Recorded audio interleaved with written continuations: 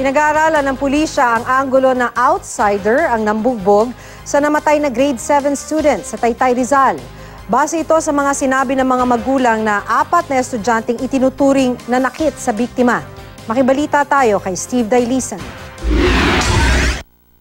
Pasa sa magkabilang braso at tuhod, nagdurugong ngipin dahil sa namamagang pisngi ang ilan lang sa mga ininda ni John Mark Lucero, grade 7 student. Pumanaw si John Mark nitong Biyernes dahil sa leukemia, pero bago makomatose, naikwento niya sa ina at doktor ang umano'y pananakit sa kanya ng 4 na kaklase sa Manuel I. Santos Memorial National High School nitong March 24. Pinatawag ng pamunuan ng eskwelahan ng mga bata at kani-kanilang magulang. Nagulat nung siya nung may balita. Yung insidente ho ng pananakit? Wala po. Kinausap ko na po yung anak ko. Sabi naman po niya, hindi nga daw po nila nilalapitan yun kasi tsaka tahimik nga daw po yun eh.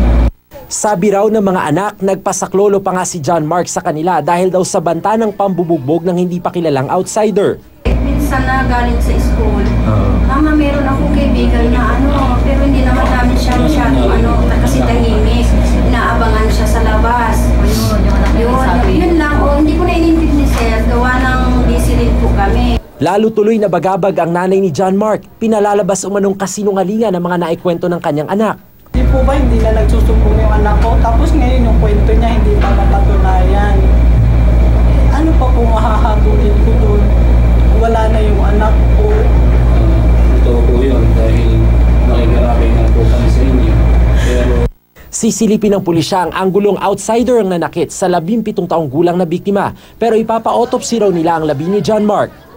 Ayun po ang tinitignan natin, sir, na kung talagang binugbog kasi ayon nga po sa 4 ay kasi yung 4 po ang sinasabi po ng biktima bago po pumanaw.